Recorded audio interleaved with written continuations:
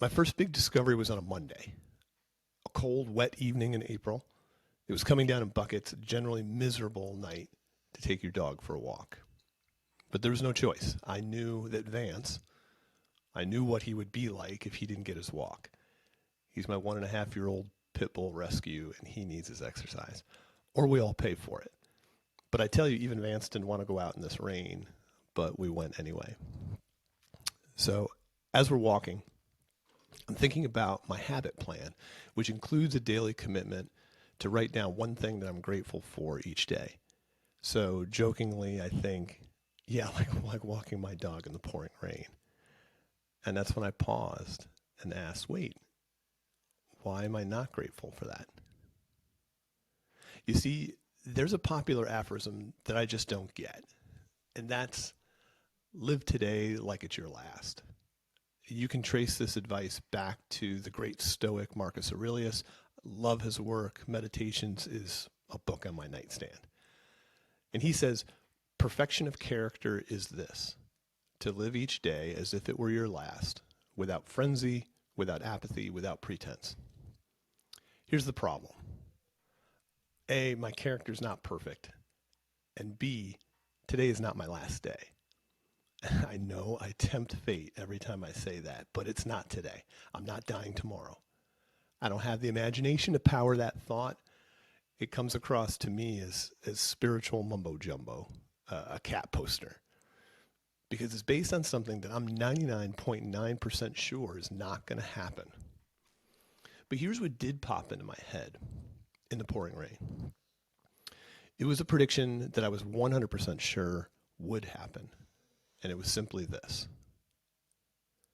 There will come a day when I would beg for the chance to walk my dog in the rain.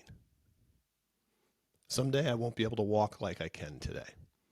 Someday my dog will be gone. Someday there's a 100% chance I'll wish I could do exactly what I'm doing right now.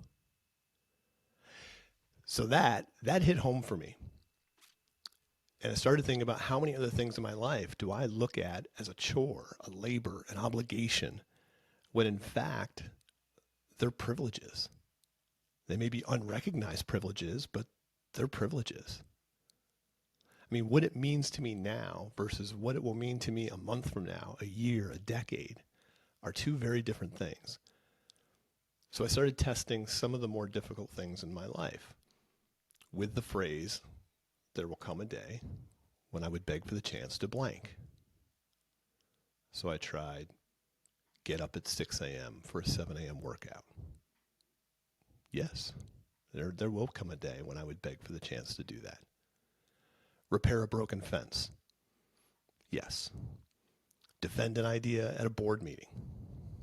Yes. Teach my daughter to iron. Drive 5 hours to a birthday party. Help my sister move. Listen to a stranger's story. And those were all yeses. So this rainy walk, it gave me the next entry for the gratitude journal, sure. But it also gave me a peek into a world of things I should or could be grateful for, but I'm not. So I flipped my hood down, I got soaked, and enjoyed the rain. Now it's a game that I play.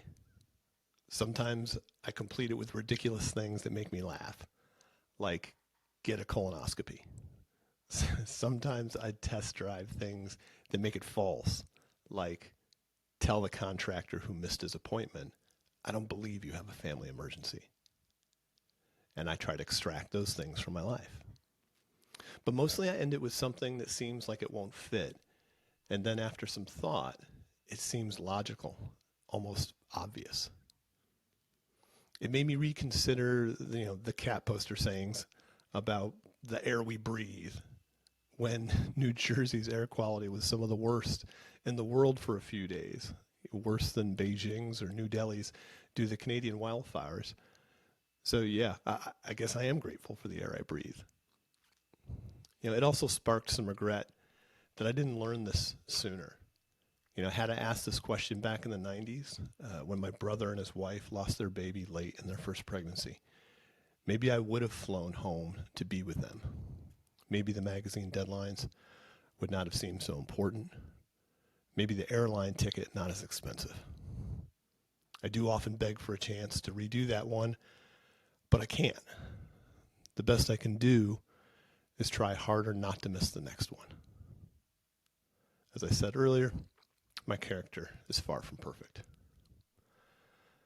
So as we circle back to how I built this new habit, the gratitude journal was not an essential part of the plan, but it turned out to be an important part of the journey. It evolved as an unexpected surprise. It reminded me of my wife's friend, Kelly DeLuca, who taught us the term lagniappe. I really like it. It's an old South American Spanish phrase that she picked up in New Orleans, which means a bonus, a small gift from life. So even though my mission was to build a single, repeatable habit, I picked up a number of other things along the way, lagniappe, which may turn out to be more valuable than the habit itself. So we'll talk more about those lessons as we continue to unpack the habit journey in the future episodes, but I hope this piece gives you some thoughts on how to spot the lagniappe in your own life. And hopefully you'll find it more often now that you have a simple phrase that helps reveal your undiscovered privileges.